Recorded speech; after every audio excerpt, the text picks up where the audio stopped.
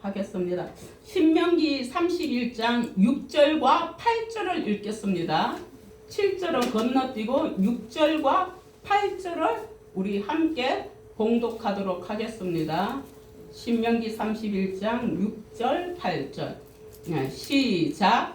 너희는 강하고 담대하라. 두려워하지 말라. 그들 앞에서 떨지 말라. 이는 내 하나님 여호와 그가 너와 함께 가시며 결코 너를 떠나지 아니하시며 버리지 아니하시리라. 그리하면 여호와 그가 내 앞에서 가시며 너와 함께 하사 너를 떠나지 아니하시며 버리지 아니하시리니 너는 두려워하지 말라. 놀라지 말라. 아멘. 살아계신 하나님 아버지 감사합니다. 하나님은 전지전능하셔서 못하실 일이 없으시며 못하는 일이 없는 것처럼 우리의 모든 것을 아시는 주님이시며 우리의 모든 것을 도우시는 주님이시며 우리가 주를 의지할 때 기뻐하시며 우리의 하는 것들을 하나님은 인도하여 주시니 감사합니다. 오늘 귀한 말씀에 우리를 두려워하지 말고 강하고 담대하라 그러셨는데 그 말씀을 믿고 의지하는 믿음으로 나아가는 우리의 삶이 되는 능력의 말씀으로 주님 인도하여 주옵소서. 감사하며 예수님의 이름으로 기도 올리옵나이다. 아멘. 예. 오늘 제목이 내 인생의 하나님. 예. 내 인생의 하나님. 우리의 인생에는요. 우리 여기에 있는 사람은 다 내 인생에 누구를 믿어요? 하나님을 믿고 살아가요. 예수 그리스도가 주인 되십니다. 그러나 저 밖의 세상에는 별의별 것을 다 믿어요. 특히나 일본에 가면 다실론으로 아주 별 희한한 걸 다 믿지요. 세상에 저는 벌써 오래됐는데 하영이 어렸을 때 치앙가이 갔을 때 태국에 거기서 한 일주일 있다고 왔거든요. 호텔에서 먹고 자면서. 근데 거기가 무슨 나라예요? 불교 나라. 살생을 하면 돼요? 안 돼요? 안 돼요. 그런데 개가 뭐예요? 개가 뭐예요? 조상이에요. 조상. 환생에서 태어나는 조상이라서요. 아유, 세상에 절 계단이고 어디에 이거 막 누더지 같은 개들이 그냥 천지가 다 자기 집이야. 다. 온 길거리가 다 개가요. 말로 할 수가 없어. 그러니 무슨 판이에요 그게? 개판이에요. 개판. 그야말로 개판이에요. 세상에 난리가 아니더라고요. 난리가.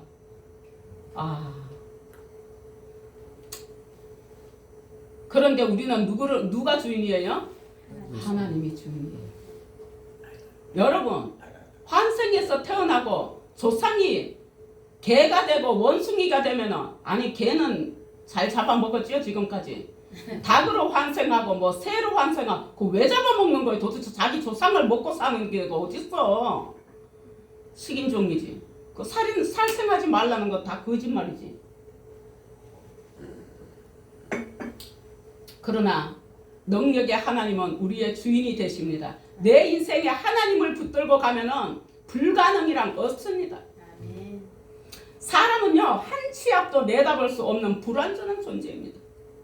여러분 다음 시간이 어떻게 될지 알아요?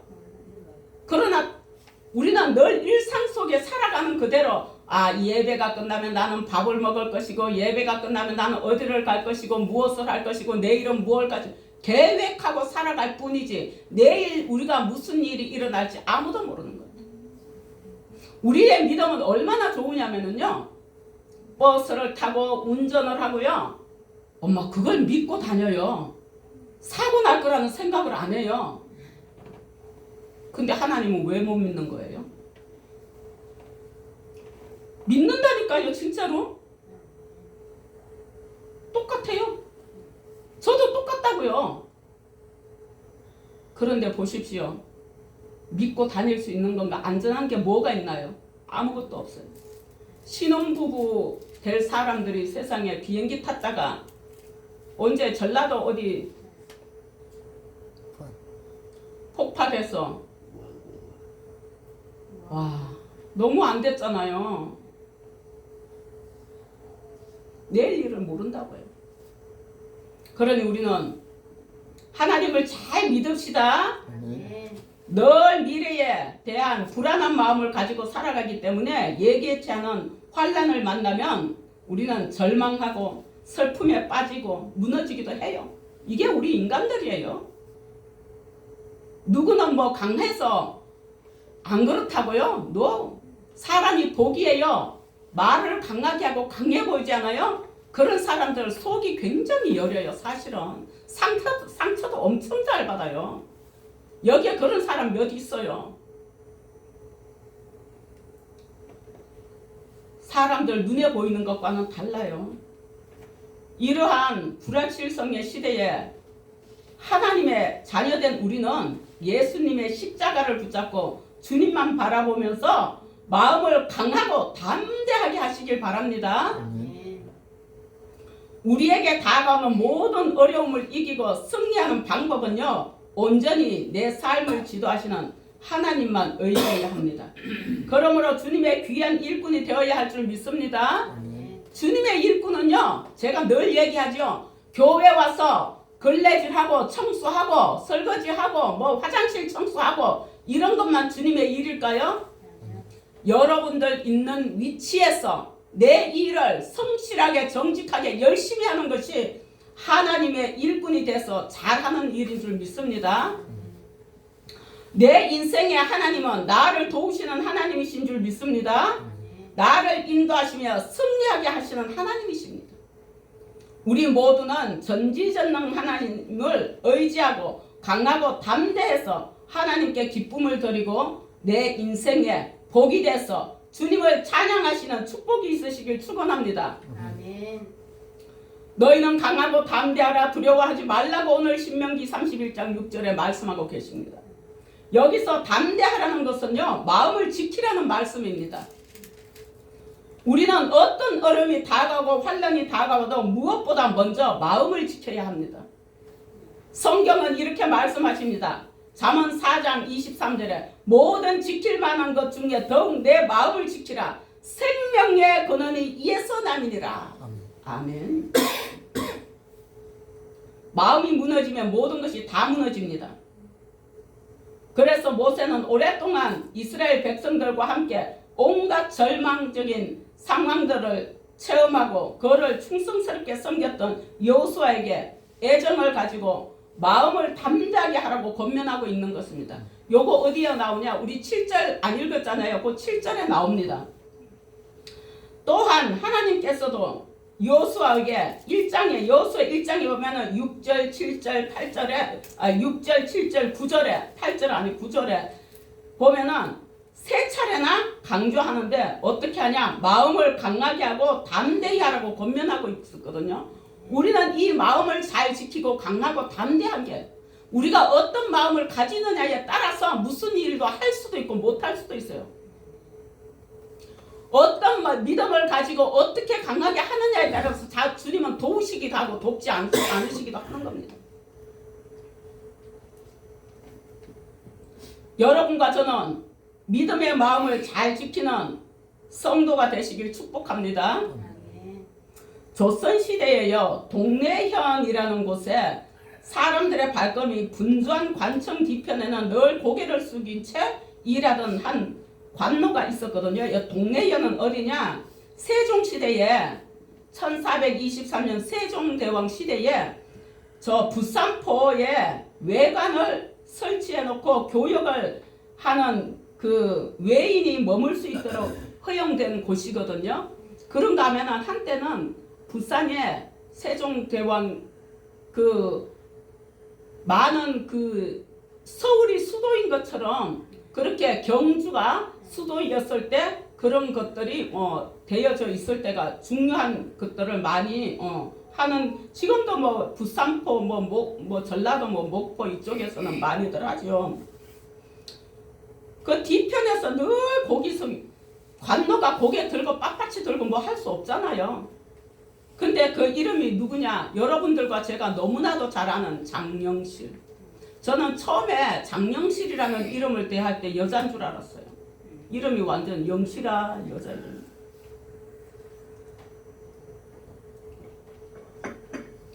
머리는 누구보다 뛰어났지만 신부는 노비였어요.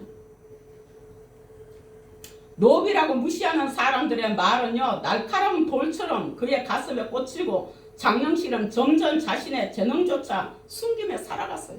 왜? 들키면은 자기를 어떻게 할까봐. 너 노비 주제에 그런 걸 해? 네가 뭘 안다고 막 이렇게 무시하잖아요. 그런데 어느 날 그의 작은 아이디어와 정교한 손기술이 왕의 귀에 들어갔습니다. 왕이 누구였다고요? 세종대왕. 왜 세종대왕 그 사람을 불렀어요? 직접 눈을 마주 보면서 물어보는 거예요. 우리가 대화를 할 때는 사람이 아이 컨택이 있어야 되죠? 열심히 말하는데 아이 컨택이 없으면 이 사람 내 말 듣는 거야 안 듣는 거야? 사람 무시하나? 뭐지? 뭐 그렇잖아요. 내가 이 모든 것을 만들었느냐? 물어봐요. 누가? 세종대왕이. 아니 노비 주제에 왕이 한 나라의 왕이 왔어. 대변하면서 눈을 바라보고 눈을 맞추면서 물어본다는 거 어마어마한 거 아니에요? 반면에 신 중에 신이신 하나님의 신이 오늘 우리와 함께하고 계십니다. 엄청난 것입니다. 떨리는 목소리로 고래를 끄덕이면서 장영실을 보면서 세종은 확신했어요. 네가 만들었냐? 그러니까 떨리는 목소리로 네. 보면서 사람을 볼 줄 아는 거죠. 왕 정도 되면은 사람 보면 벌써 알아보잖아요. 그러니까 이 아이는 신분이 아니라 재능으로 써야 할 사람이다. 왕이 세종대왕. 그러나 하인들은요, 신하들이 노비에게 벼슬을 내린다면은 나라의 법도와 질서가 무너질 것이라고 해서 강력하게 반대해요. 그럴만 하잖아요. 궁궐안은 엄청 막 술렁이는 거예요. 아니 세종대왕이 미쳤나? 돌았나? 왜 저럴까? 그러죠. 그리고 그때 시대에 장영실이 하는 거는 상상도 하지 못할 일이고 누구도 그렇잖아요. 현실과는 너무 동떨어진 거예요. 그거 하는 게. 그러니 누구도 왕의 결정을 받아들이지 않죠. 근데 세종대왕은 단호하게 말해요. 나는 신분이 아니라 재능을 보았다고. 나라를 살리는데 쓰임받을 사람이라면 출신이 무슨 상관이 있냐. 왕은 노비였던 장영실을 무려 8계급이나 뛰어넘어서 정오품 벼슬에 올려버렸어요. 와, 세상은 수군거렸고 비웃으면 더 크겠지요. 누굴 비웃을까요? 이럴 때는 노비를 비웃을까요? 왕을 비웃는 거예요. 나라를 위해서 그런 비웃음 따위는 아무 상관도 없어요. 왕은 니들 하려면 해라. 내가 왕이다. 내가 나라를 위해서 이걸 이렇게 해나가다가 되겠는데 니들 말하는 사람, 이거 가지고 말하는 사람 말할 수 있잖아요. 지들끼리만 수군거리지 앞에 대놓고 할 수 있겠어요? 그 뒤로는? 그럴 때는 뭘 사용하느냐? 법을 사용하는 게 아니에요. 왕의 권한을, 왕권을 사용하는 거예요. 오늘날 우리는 대한민국 법보다도 하나님의 왕권이 우리에게 적용되면 우리는 못할 것이 없는 줄 믿습니다. 이 노비가 시계를 만든다고 하니까 얼마나 같잖아요. 아니 선비들도 생각도 못하는데 노비가 무슨 물시계를 만들어. 그때 노비들 글을 배워요? 며칠 못 가서 포기하겠지. 100이면 100이 다 그렇게 생각했어요. 그러나 장영실은 달랐어요. 자신을 믿어준 임금의 눈빛이 밤마다 그의 등을 떠미는 거예요. 그 눈빛이 생각이 나는 거예요. 여러분들도 어디서 뭘 할 때 줄타기 좋은 사람이면 아이 컨택 잘 하시기 바랍니다. 이 눈빛이 생각이 나서 그냥 있을 수가 없어요. 잠을 줄이고 손에 물집이 터져도 멈출 수가 없는 거예요. 그 믿음에 실망을 드리지 못하겠는 거예요. 우리가 믿음을 가지고 하나님께 실망을 드리지 말고 해 가시기 바랍니다. 실망을 드리지 않고 해 가는 건 여러분들 지금 있는 생활 속에서 열심히 뛰는 것입니다. 그러면 누가 좋은 거예요? 내가 좋은 거잖아요. 수 없는 실패를 거듭한 끝에 마침내 장영실은 부력으로 밀려 올라간 잣대가 구슬을 떨어뜨리면 시간을 알려주는 정교한 물시계를 완성했어요. 와, 대단하지요? 설계와 구동 원리까지 완벽하게 증명해낸 그의 실력은 모두를 놀라게 하기에 충분한 거예요. 비웃던 이들의 얼굴엔 놀라움이 가득 차는 거예요. 그런가 하면은 의심하던 이들의 눈에는 경외가 담기지요. 경외하는 한 사람의 믿음이 한 인생을 일으킨 것입니다. 여러분들 지금 이곳에 나와서 앉아서 예배하는 거 하나님을 위해서 오셨습니까? 하나님을 의지하고 싶어서 오셨지요. 주님께 복 좀 달라고 오셨지요. 무슨 복? 믿음의 복, 건강의 복, 물질의 복, 자녀의 복. 이 모든 것이 누구에게 있어요? 하나님께 있어요. 잘 오신 것입니다. 10계명 제1계명이 뭐예요? 안식일을 기억하여 거룩하게 지키라 그랬어요. 여러분들은 지금 그걸 하고 계시는 거예요. 시편 37편 23절에서 24절 보니까 여호와께서 사람의 걸음을 정하시고 그의 길을 기뻐하시나니 그가 넘어지나 아주 엎드려지지 아니하면 여호와께서 그의 손으로 붙드심이로다. 아멘. 저 사람 다 망한 줄 알았더니 어머 저렇게 일을 안 해? 망한 줄 알았었는데 저게 기회가 됐네? 누가 붙들고 계셨을까요? 주님이 붙들고 계신 거예요. 사람의 눈에 보기와는 다른 거예요. 세종임금이란 사람의 눈에 또 말에 붙들려 어려운 것을 승리한 장영실도 있습니다. 세종임금은 사람이잖아요. 사람이 눈에 붙들려서도 이렇게 하는데 하물며 전지전능하신 하나님의 손에 붙들리는데 뭘 못하겠습니까? 능력이 무엇이든 가능하신 하나님의 손에 붙들린 우리는 무엇이든 마음 먹고 실천으로 나간다면 할 수 있을 줄 믿습니다. 아멘. 제가 어제 기독교 TV를 보는데요. 오른손이 없어요. 손이 없는데 이거는 의 쪽으로 이거 뭐 의손으로 이거 만들어 놓은 거고 왼손이 가능하신 분인데 군대에서 이게 잃었어요. 그분이 하는 말이 대단한 사람이요. 정말 세계적으로 알려진 성공한 사람인데 중간에 잠깐만 봐서 그 사람의 성함도 모르고 무엇도 몰라요. 제가 말하는 요 대목만 알아요. 자기는 감나무의 홍치를 감을 따먹으려고 감나무 밑에서 입 벌리고 기다리지 않았대요. 그걸 따기 위해서 자기는 갖가지 노력을 다 했대요.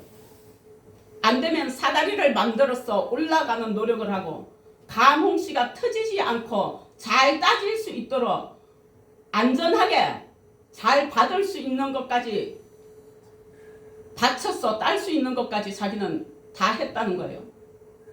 노력할 때 주님이 도우신다는 거예요. 앉아서 기다리는 자에겐 주지 않는다는 거예요. 어제 그런 간증을 들었습니다. 그 사람은 아주 너무너무 대단하신 분이더라고요. 하는데 우리나라에서 성함을 모르겠는데 대단하신 분이고 외국에서도 알려진 사람이에요. 그 자기는 하나님은 못 살기를 원하지를 않는데요. 우리가 그분이 하는 말이 노력하는 만큼의 하나님은 부어주신다는 거예요. 지혜를 구하십시오. 여러분들. 하나님은 지혜를 구하는 자에게 지혜를 공급하십니다. 그 지혜를 주님이 주시는 지혜를 가지고 나아갈 때에 하나님은 부어주실 줄 믿습니다. 기도는요, 여러분들이 포기하지 않고 끝까지 기도하면은요, 하나님은 기도하는 대로 들어주시는 줄 믿습니다. 그걸 현실로 만들어 주셔요. 왜 그러냐? 장영실은 그 단 한 사람의 그 믿어주는 임금의 그걸 보고 불가능해 보이는 일도 현실로 만들어낼 수 있었잖아요. 여러분에게도 나에게 편견 없는 믿음을 보내주는 조력자가 있으신가요? 혹시? 없으시다면은 그런 조력자가 여러분들이 되어보시면 어떨까요? 반대로